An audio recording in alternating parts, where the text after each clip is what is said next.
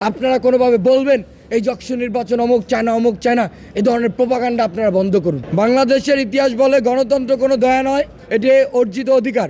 আপসীন নেতৃত্বের মাধ্যমে দীর্ঘদিন ধরে যে গণতান্ত্রিক সংগ্রাম হয়েছে তারই ধারাবাহিকতা আজ শিক্ষার্থীরা ভোট দিতে ছুটে এসেছিলেন।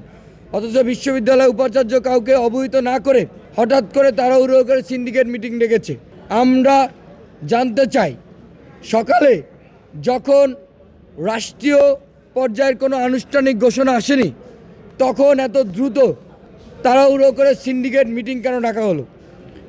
এবং সবচেয়ে দুঃখজনক ঘটনা হলো যে নির্বাচন শিক্ষার্থীদের জন্য, যে নির্বাচনের আয়োজন ছিল বিশ্ববিদ্যালয়ের 18,000 শিক্ষার্থীর ভোটাধিকার প্রয়োগের জন্য, সেই শিক্ষার্থীদের সাথে পরামর্শ না করে কেন নির্বাচন স্থগিতের সিদ্ধান্ত নেওয়া হলো?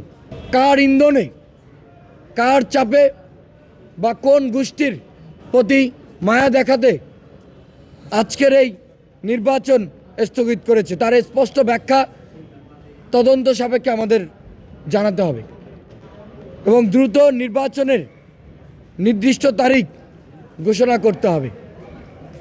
আপনারা জানেন, আমরা বিশ্ববিদ্যালয়ের সেই 5 আগস্টের পর থেকে জগন্নাথ বিশ্ববিদ্যালয়ে আমরা একটি সহ অবস্থানের রাজনীতি করে আসছি।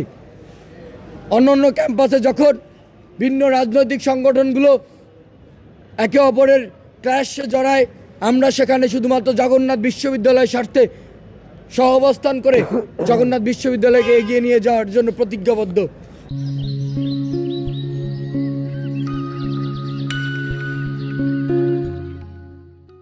কিন্তু আজকে সকাল থেকে আমরা দুঃখের সহিত বলতে হয়, যখন নির্বাচন স্থগিত করা হলো তখন সকল প্যানেল এবং স্বতন্ত্র শিক্ষার্থীরা এর প্রতিবাদ জানিয়েছে।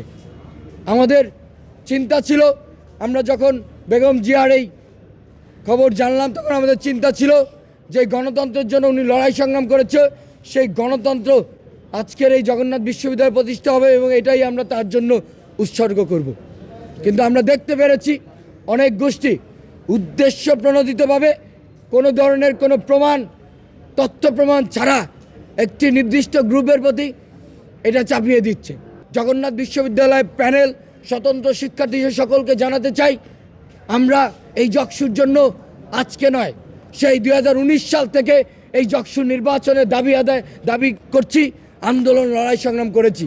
5 আগস্টের পরে বহুবার এই যকসু নির্বাচনের জন্য আমরা লড়াই সংগ্রাম করেছি। সুতরাং আপনারা কোনোভাবে বলবেন এই যকসু নির্বাচন অমুক চায় না অমুক চায় না, এই ধরনের প্রোপাগান্ডা আপনারা বন্ধ করুন। এই নির্বাচন জগন্নাথ বিশ্ববিদ্যালয়ের প্রত্যেকটা শিক্ষার্থী এই যকসু নির্বাচন চায়।